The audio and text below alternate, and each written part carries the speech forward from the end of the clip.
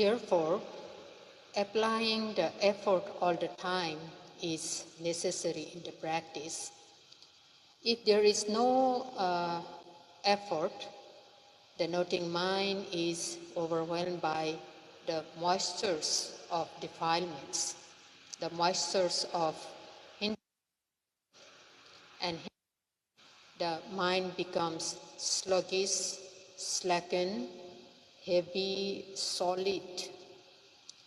But when he applies an effort, when a yogi applies an effort, the noting mind will be free of the moistures of defilements, and so it becomes very active, alert, energetic, swift, fast.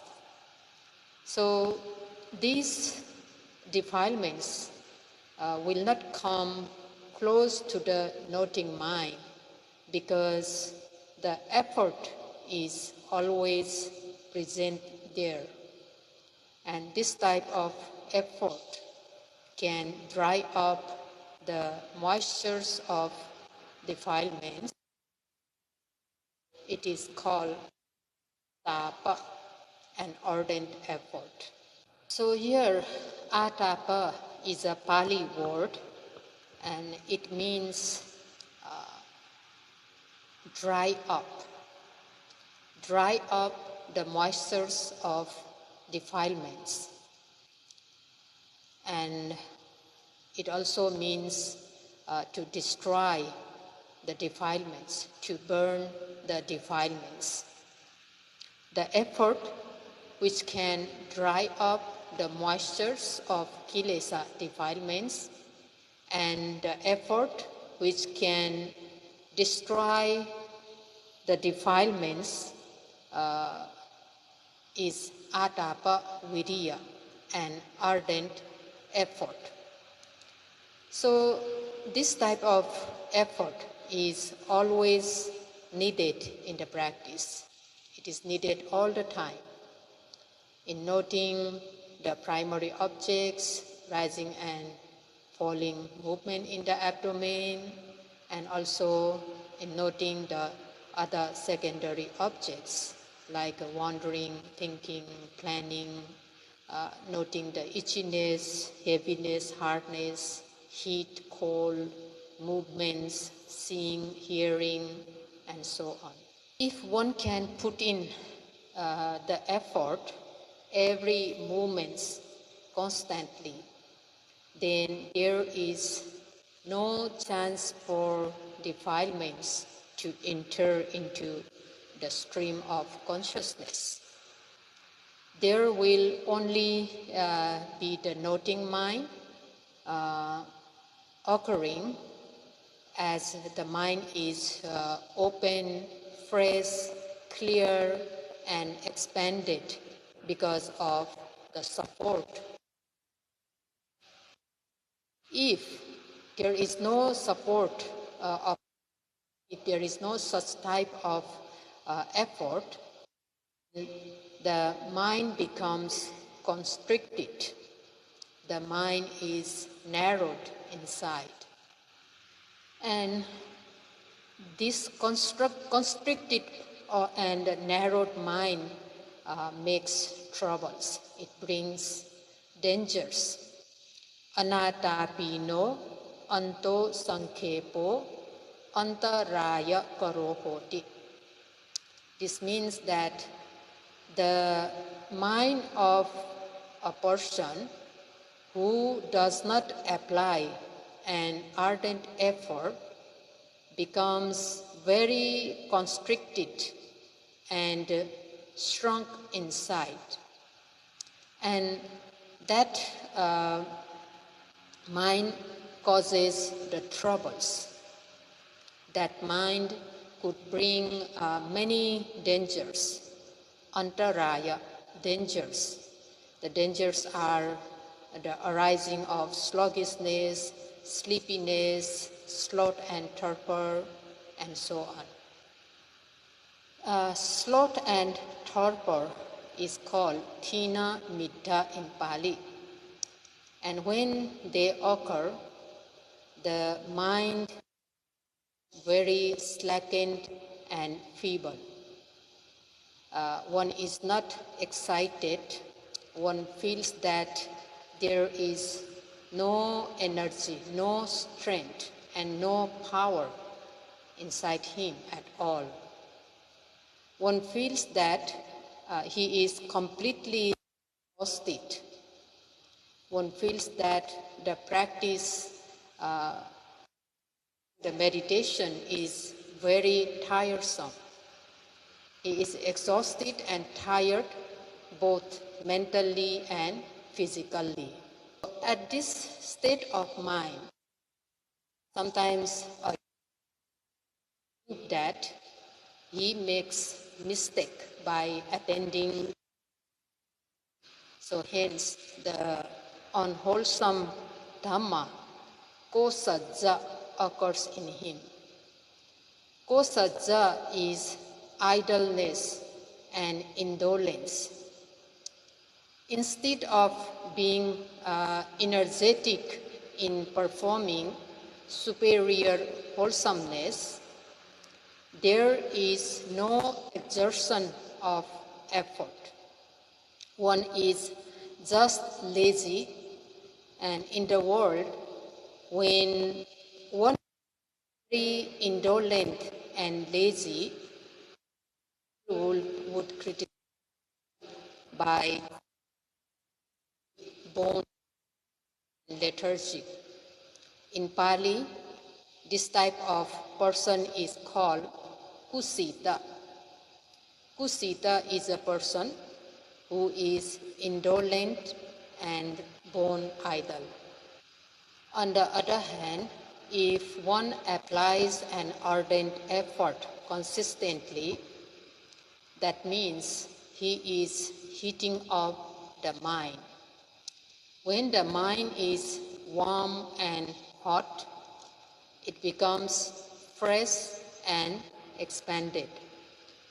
There is no constriction, no shrunk.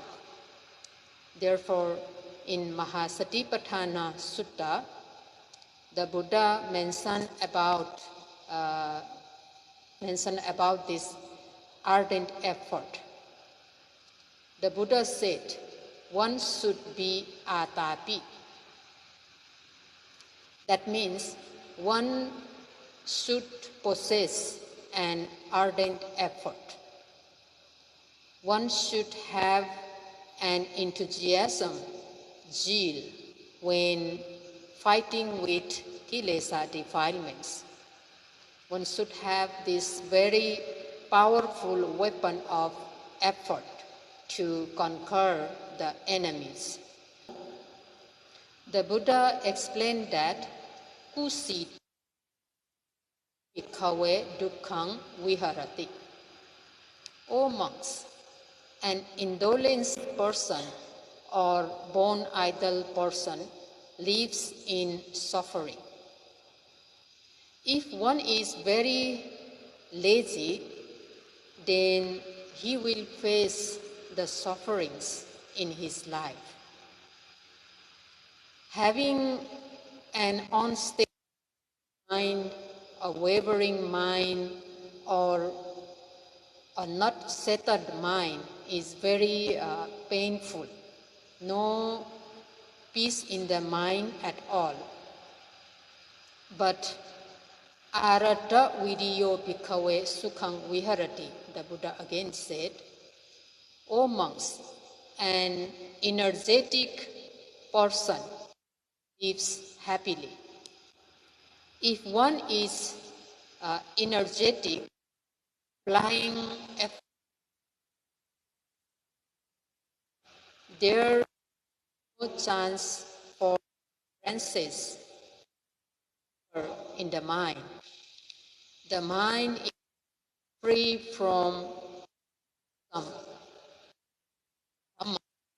the mind is free from unwholesomeness. They are liberated from those unwholesome dhamma, and this liberation causes happiness. We discussed yesterday that during the course of practice, when the noting mind becomes idle, sluggish, slackened, weak, and feeble, one will not be able to observe the objects. The mind is very dull and unclear, and one cannot note the objects clearly, one cannot see the objects clearly. He is overwhelmed by those defilements of sloth and torpor, restlessness and remorse, and sometimes he may have a doubt on the practice. As the mind is wavering, he cannot focus on any object. The mind is flying above the objects, not focusing on any objects.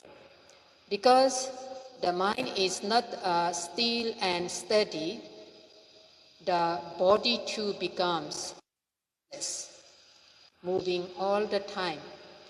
One cannot sit still, and thus there is no calmness and peace in the mind as well as in the body. So at this state, an initial launching effort is not sufficient to overcome this type of situation. An extra in order to get out from this situation. Extra effort is called nikkamma. It is translated as boosted up effort. One needs to boost up an effort. An initial effort is not enough at this state. So when one notes those objects with extra effort again and again, he becomes able to overcome this situation of dullness, feebleness, restlessness, and a sluggish mind. Therefore, in the practice, this boosted up effort is also very important. It also plays the vital role in the observation of objects.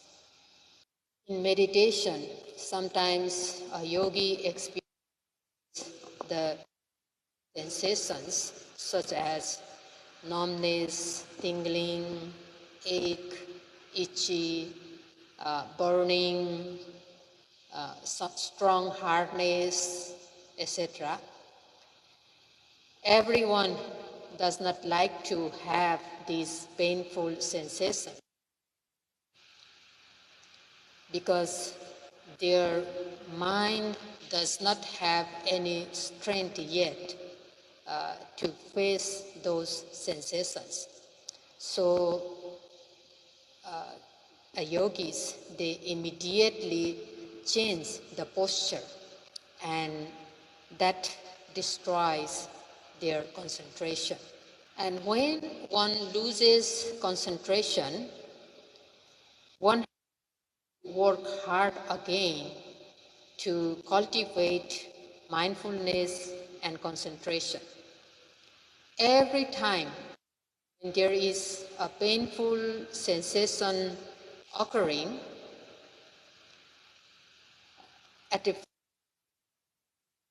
a yogi has to note it,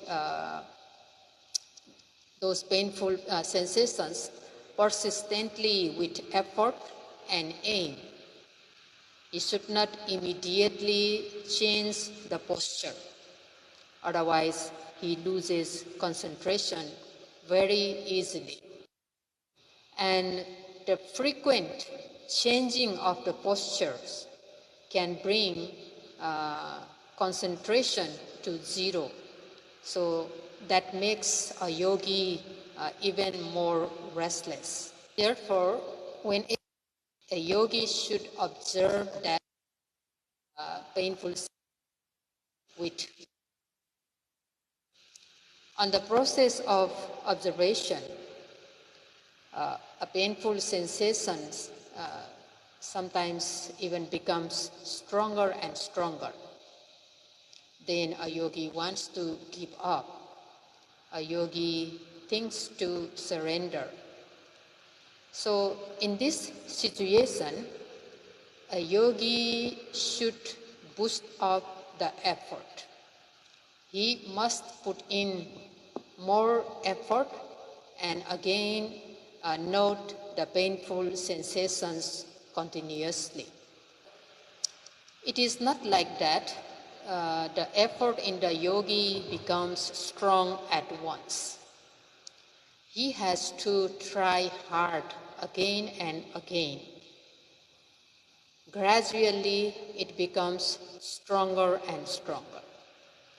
So, noting continuously this painful sensation with strong mind and strong effort, now a yogi is able to conquer the painful sensation. A yogi sees the true nature of pain. What kind of pain is there? How does a pain change? And so on, yogi sees. If a yogi observes the pain continuously with effort, with strong effort, he later feels no pain. He sees the pain disappeared. Sometimes a pain is still there and extremely painful, but noting this extremely painful sensation becomes good, becomes pleasant pain, and it is quite enjoyable. The mind of yogi is quite strong and calm now. So now he has a resistance power in his mind. Now the noting mind is not overwhelmed by the thoughts and worries regarding the suffering of pain. He can easily observe those pain with calm and steady mind. And later he comes to see the complete disappearance of painful sensations. And he feels quite satisfied and relieved. All are if a yogi puts in extra effort. If a yogi puts up an effort. If a yogi observes the pain constantly instead of giving it up or surrendering. So this type of boosted up effort is necessary to overcome the difficulties in the practice. So after conquering the mental enemies with the application of Nikkama Dhatu, the boosted up efforts, one feels very comfortable and relieved. A yogi conquers the enemies for just one time. He gains some courage, some bravery is there. Therefore, he is not afraid of this as much as he is before. He can now challenge the difficulties because his mind becomes strong. So he has now confidence that I can do, I won't give up, I will gain victory. He will have that type of confidence. So now the effort becomes arata viriya, the effort with momentum. And this type of effort has the support of preceding efforts. At the beginning of the practice, one has applied the initial launching effort in order to note primary objects and secondary objects constantly, and this effort gains momentum and it becomes arata virya. In this way, a yogi continues the practice with courageous effort. He does not shrink back. The effort is developed, and this effort does not stop on the way. In fact, it moves up and up. It is paggahita viriya, a holding up effort, the upgoing effort. So, having this effort, a yogi just moves forward, noting the objects occurring at the present moment. A yogi has to keep this momentum till he reaches his destination. So, keeping this momentum continuously, the effort becomes complete or full. Paripunna virya, when a yogi reaches the destination. So, to reach the destination, a yogi needs to apply the effort stage by stage. And the occurrence of such effort is called parakamma dhatu, culminating effort.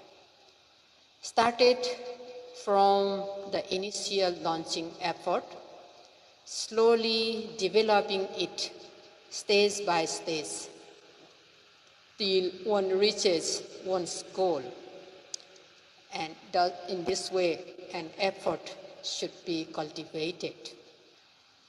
Therefore, a yogi should always exert the effort in order to gain the full and complete effort. But this is not very easy, especially for the beginners. As we said, there are thick layers of defilements, hindrances present all the time.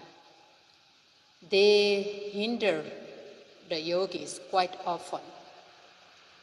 At the beginning, mostly the hindrance of sloth and torpor, restlessness, obstructs the continuous noting of the object. So it is not very easy, but a yogi should try his best to confront these hindrances. Actually, meditation practice is somehow struggling with one's own mind.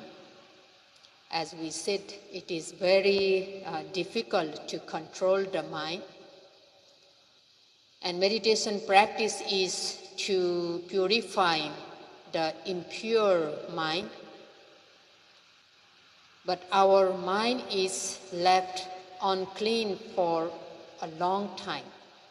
So the stain of defilements in the mind is very strong and deep. It is not very easy to remove this strong stain. At the beginning, we may fail many times in noting the objects. We lose mindfulness many times because the hindrances are very strong. So just by noting for a few moments, we will not be able to remove the stain of defilements, hindrances from the mind. We have to observe maybe 100,000 million times. Slowly, the hindrances in the mind will be bit by bit. So hence, we should apply all levels of effort to remove the defilements from our mind, and this talk will be continued tomorrow. Sadhu, sadhu, sadhu.